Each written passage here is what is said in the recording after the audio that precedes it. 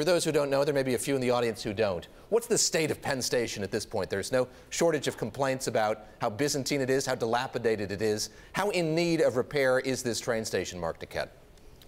Very, and it's been, as you mentioned, a very rough few weeks for Penn Station.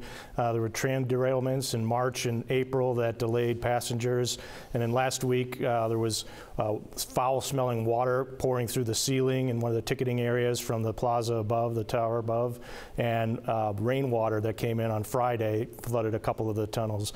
So it's just been a tough time for Penn Station and a facility that's in desperate need of renovation with no clear answers for how to do it. Sitting atop Penn Station is Madison Square Garden. There are also several office towers. Those are under the control of one Steven Roth. Tell us a bit about him, his involvement in real estate, and then his involvement with the Trump administration.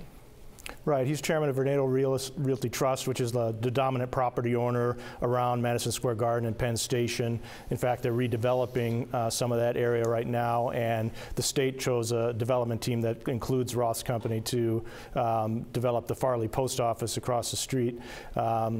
Could help alleviate some of the passenger trouble there.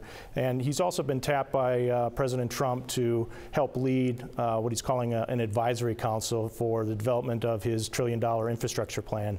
Roth and fellow New York developer Richard Lefrak have been named to lead this council. So the idea, these are private sector builders, know how to get things done, and they would be looking at how to maybe streamline the approval process for projects and look at the procurement process as well, figure out maybe ways to do infrastructure more cheaply and efficiently.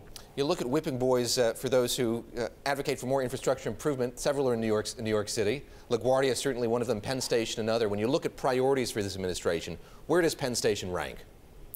Well, we haven't seen sort of a list of priorities from the administration itself, but you talk to anybody who follows infrastructure and they'll tell you that the Northeast Corridor is got to be a huge priority. It's got to be, you know, one of the biggest priorities, and if not the biggest in the Northeast. And there have been proposals to improve Penn Station and sort of that whole corridor. There's a gateway project, a $24 billion proposal that would put a new tunnel under the Hudson River, connect to Penn Station, and we talked to Ray LaHood, the former U.S. Transportation Secretary, for this story, and he said just because of the sheer number of people in New Jersey, New York, that area who use that and then travel the Northeast Corridor, that's got to be the #1 priority for the Northeast.